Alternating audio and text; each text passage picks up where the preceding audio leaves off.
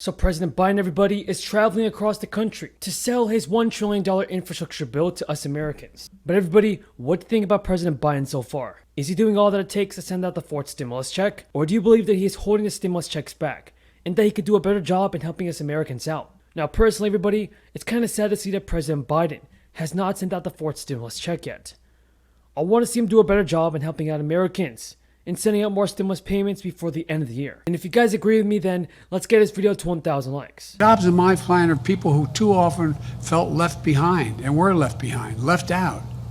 90% of the jobs in this bill, these bills, in my infrastructure plan, don't require a 4-year college degree. We need to get this done. But it isn't enough just to invest in our physical infrastructure. We're going to lead the world like we used to. If we're going to do that, we have to also invest in our people, like you do right here in training, this training facility.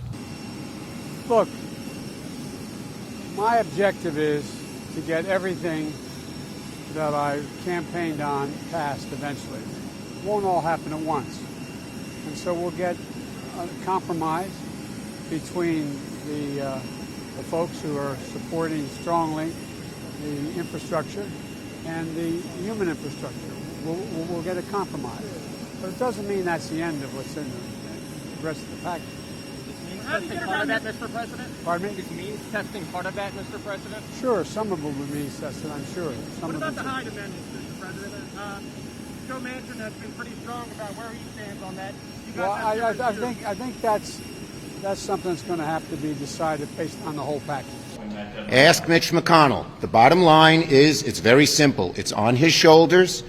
We are willing to cast the 50 votes ourselves. It's up to him. All he has to do is get out of the way. I'm not going to negotiate in public. We had a very good meeting, Speaker Pelosi, myself, the President's people last night. We began getting into the nitty-gritty of how we get this done, and we are going to get it done.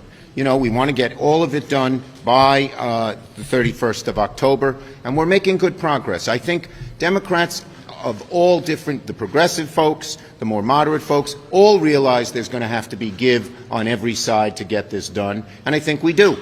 President Biden is set to visit Michigan for his first time since July. This during an effort to build back public support for his Build Back Better agenda. President Biden wants to see Americans support his Build Back Better plan. But I will only support his plan, everybody, if he includes a fourth stimulus check, as well as a Social Security benefit increase. Because those are the two things that Americans need the most. As I said, reconciliation is a drawn-out, convoluted process. We've shown the best way to go. We are moving forward in that direction. Yes, Bolton, last one. Well, we'll do Weissman and Bolton. The bottom line is, again, we have told you the best, easiest way to go. It's the quickest. It's past the House. It comes here. They allow us to all vote yes. It gets right to the President's desk, and a risk of downgrade, which is very real, and who knows when it could occur. It could occur very soon. Will be vanquished. That's what we want to do. Thank you, everybody. Now, President Biden plans to send hundreds of billions of dollars to states for public works, including rebuilding roads, broadband, internet, and water pipes.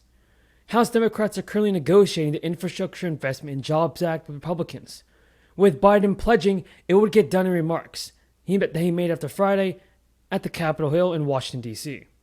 President Biden wants to invest in working families, and it will be all paid for by repealing tax giveaways to the rich. That's according to what he said.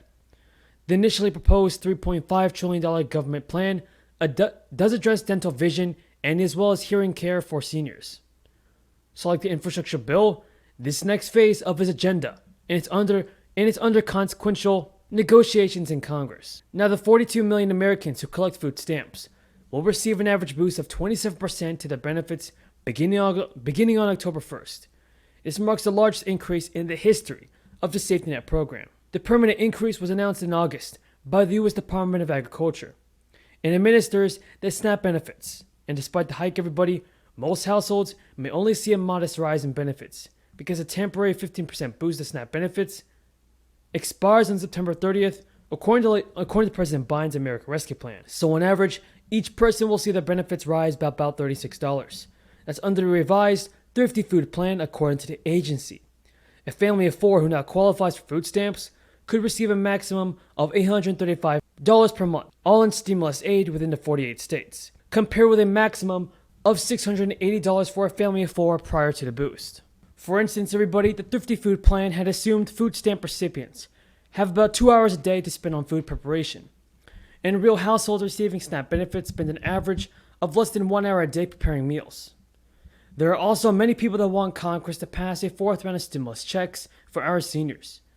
The Senior Citizens League, one of the largest nonpartisan senior citizen advocacy groups, currently has 1 million signatures for a petition to gather more support for an intention calling for stimulus checks of $1,400 to be sent out. Among the arguments in the petition is that the COLA increases are not suitable enough for seniors living on a fixed income, with the 5% inflation surge experienced over the past 13 months. The petition adds, in 2021, Social Security benefits increased by just 1.3%, raising the average benefit by only $20 a month. But about 86% of Social Security recipients that were surveyed say their expenses increased by much more than that amount. So a $1,400 check could help senior citizens afford groceries.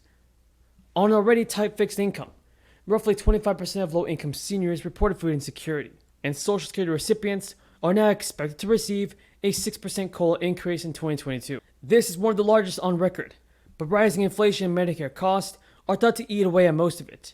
A 4th stimulus check could help struggling seniors recover from a year of surging prices and supply chain blockages. The American government will never, ever default.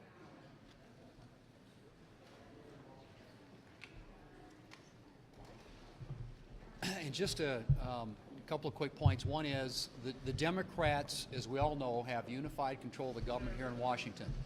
They have the House, they have the Senate, they have the White House. They have a procedure to do this at 51 votes. We know it, they know it, the parliamentarian has confirmed it. And they have been told repeatedly, going back to July, as the leader pointed out, there was a letter signed by 46 Republicans saying that they need to use reconciliation. Republicans are not going to be a part of their massive spending and tax spree. So it's been very clearly articulated. There is plenty of time in which to do this, and it's important that the Democrats get started doing it. Their argument or their excuse for not wanting to do it, very simply, is that it's complicated, it takes a while, it's hard. Well, when you're spending $3.5 trillion, the biggest expansion of government in history of this country, and you're raising taxes, the biggest tax increase in the history of this country, and you're doing that in a partisan way through a partisan procedure with 51 votes, it ought to be hard to do that. It ought to be hard.